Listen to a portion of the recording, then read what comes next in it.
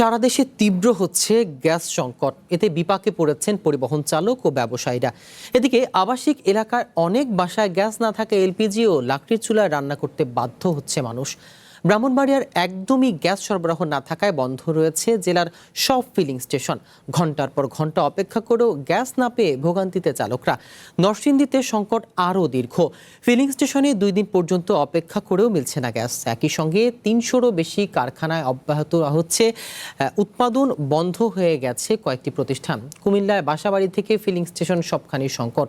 Gas না থাকায় রান্নায় ভোগান্তির পাশাপাশি মহাসড়কে দীর্ঘ লাইনে অপেক্ষা করছে পণ্যবাহী ও গণপরিবহন।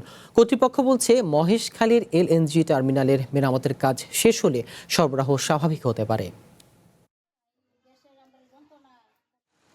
বুধবার থেকে দুপুর 11টা থেকে যে গ্যাস গেছে এখন পর্যন্ত আর গ্যাস আসে নাই। আমরা এখন গাড়িটা চালাতে না, আমরা দিনে না দিন খাই। আমি আসছি আপনার রাত্রে 2টায়, কিন্তু এখনো গ্যাস নিতে পারি নাই। আরো 15-20টা গাড়ির পিছনে আছি, আমার সিরিয়াল আছে আর কি। 2 দিন ধরে আমি গ্যাস পাম্পে বসা, বাড়িতে যেতে পারি না। আমরা ঘন্টার পরে ঘন্টা বসে থেকে গ্যাস পাই না।